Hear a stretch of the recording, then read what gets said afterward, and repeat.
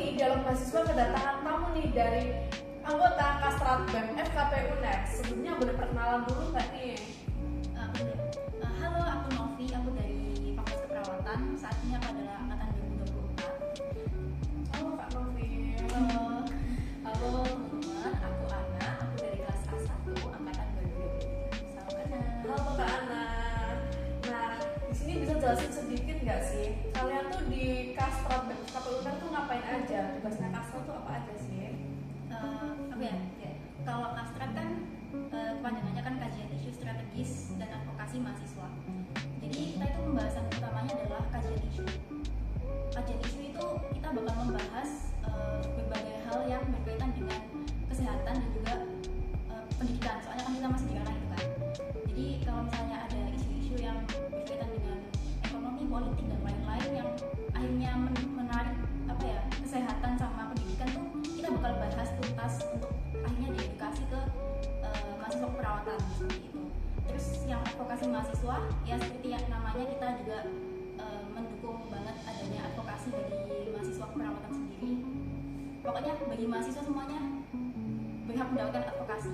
Ya seperti itu. Mungkin aku sedikit tambah. Jadi betul kata Novi. Jadi kita itu ada dua divisi, yaitu Kastra dan juga Arkesma. Untuk Kastra sendiri kita fokusnya ke bagaimana membuat mahasiswa Fakultas Keperawatan ini menjadi kritis seperti itu. Kritisnya di sini dalam menghadapi isu-isu yang datang. Jadi kita mengkaji isu-isu yang sedang booming lah istilahnya, sedang booming. Kita kaji, kemudian kita lakukan diskusi, lalu kita sebarkan kepada teman-teman mahasiswa Fakultas Keperawatan. Oke, berarti di sini Kastrat BEM FKP UNER tuh lebih spesifik mengenai ke isu-isu kesehatan ya. Betul. Kita akan mengupas tentang isu-isu pelecehan seksual di Indonesia. Nah, pelecehan seksual di Indonesia itu yang masih sering diabaikan banget ya guys. Apalagi jika pelakunya itu bukan orang biasa, melainkan orang yang punya jabatan, gelar, bahkan punya seragam yang itu sangatlah penting di ruang publik ya. Nah, di saat korban masih menyuarakan kebenaran, kekuasaan itu justru seringkali menjadi tameng untuk pelaku. Nah, sebelumnya aku boleh nggak nih melempar beberapa pertanyaan ke kalian? Boleh banget. Oke, kan tadi membahas tentang isu-isu kesehatan. Nah, saat ini kan banyak isu kekerasan seksual di Indonesia ya. Pertanyaan dari kalangan umum itu, apakah hukum masih berpihak kepada para korban jika pelaku itu adalah para penguasa? Kalau ngomongin terkait dengan apakah hukum ini itu masih berlaku, jika pelaku adalah orang-orang dari jabatan, itu harapan dari kita sendiri semoga masih berlaku ya. Cuman pada kenyataannya kasus-kasus seperti ini itu hukum itu seringkali seperti dilupakan seperti itu. Nah, inilah yang perlu kita bahas pada hari ini gitu, yang perlu kita pertimbangkan, perlu kita berikan awareness gitu pada kasus seperti ini. Menurut Kak Novi gimana nih? Aku setuju banget sih sama Kak Ana tadi. Soalnya kan ya namanya ketimpangan jabatan. Apalagi sekarang kan sesuatu nggak akan bisa lancar kalau tanpa uang, tanpa luasnya, gitu tanpa ya. pelicin ya. Jadi ini emang perlu banget dibahas sih. Soalnya ya awareness di masyarakat kita kan masih rendah. Terus habis itu belum lagi korban biasanya malah Disuruh untuk mulut gitu ya? ya malah disuruh menikahi itu malahan. Atau pelakunya malahan ya. Oke, nah untuk korban dari kekerasan seksual atau pelecehan seksual di Indonesia ini apakah ada undang-undang yang melindungi mereka? Gimana sih dari kalian? Apakah ada penjelasan? Oke, kalau undang-undang melindungi para korban ya, yaitu UU TPKS tadi, yang UU nomor 12 tahun 2022. Nah, UU TPKS ini tuh sebenarnya alat yang bagus, tapi pada kenyataannya untuk pelaksanaannya atau penggunaan alatnya ini seringkali bermasalah seperti itu. Jadi pemegang alatnya inilah yang bermasalah, yang perlu dibenarkan seperti itu. Jadi ya kalau kita kaitkan dengan viral, nah viral di sini itu merupakan kekuatan dari masyarakat untuk membantu mempergunakan dari alat ini atau UU TPKS itu. Gitu. Aku nambah lah ya. Aku setuju banget dari yang Kak Ana tadi. Terus aku juga mau menambahkan soal kita tuh sebenarnya masih punya Komnas Perlindungan Perempuan. perlindungan perempuan ini selain melindungi, kita juga harusnya mendengarkan ya, mendengarkan keluhan perempuan-perempuan apa saja yang menjadi masalah, yang menjadi concern di masyarakat. Apalagi kan perempuan-perempuan kita kan juga sangat-sangat banyak dan juga perlu dilindungi lah ya. Tapi kenyataannya Komnas tuh masih kurang dalam berperan seperti itu. Seharusnya Komnas juga harus harus andil gitu ya. Untuk ambil peran gitu Iya, ya. betul. Bukan hanya mengawasi saja ya. Kayak kalau Komnas Perempuan itu kayak kalau di lingkungan kampus itu kayak Satgas PPKS gitu kan. Jadi yang mewadahi para korban kekerasan seksual biar merasa aman dan diadvokasi. Oke. Nah, di sini kan berarti di Indonesia tuh masih perlu ditingkatkan ya awareness atau kesadaran masyarakatnya. Dalam konteks hukum di Indonesia kan ada Undang-Undang Nomor 12 Tahun 2002 tentang tindak pidana kekerasan seksual atau disingkat dengan UU TPKS. Nah, UU tersebut itu hadir sebagai bentuk komitmen negara dalam menangani berbagai bentuk kekerasan seksual, termasuk kekerasan dan juga pelecehan seksual. Dari Kastrat sendiri, bagaimana opini kalian, harapan dan juga kenyataannya di lapangan itu gimana sih tentang hukum ini?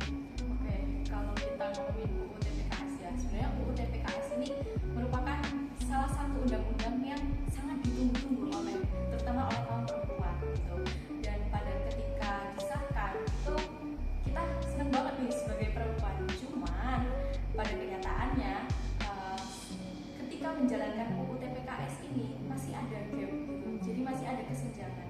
Memang UU TPKS ini tuh merupakan alat yang bagus, alat hukum yang bagus seperti itu. Tapi pada kenyataannya yang memakai alat ini tuh tidak bisa gitu istilahnya. Jadi kasus-kasus yang berkaitan dengan kekerasan seksual, pelecehan seksual itu tidak tertangani meskipun kita memiliki alat hukum itu sendiri, UU TPKS itu sendiri seperti itu.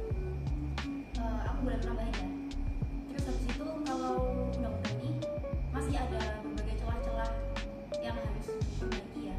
Terutama celahnya itu dari orangnya sendiri. Bagaimana orangnya menggunakan undang-undang ini.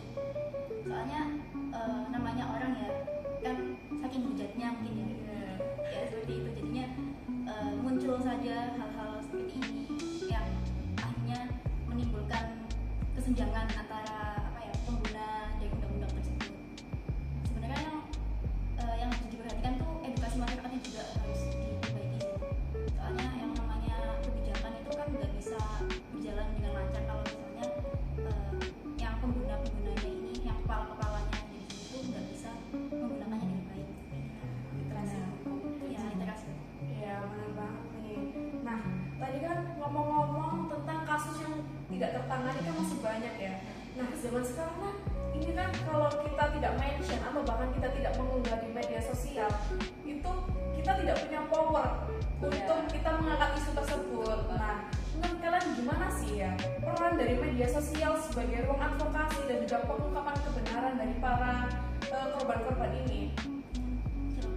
Kalau aku ya, sebenarnya peran dari sosial media ini sudah sangat bagus ya untuk menjadikan sebagai media untuk memviralkan sesuatu.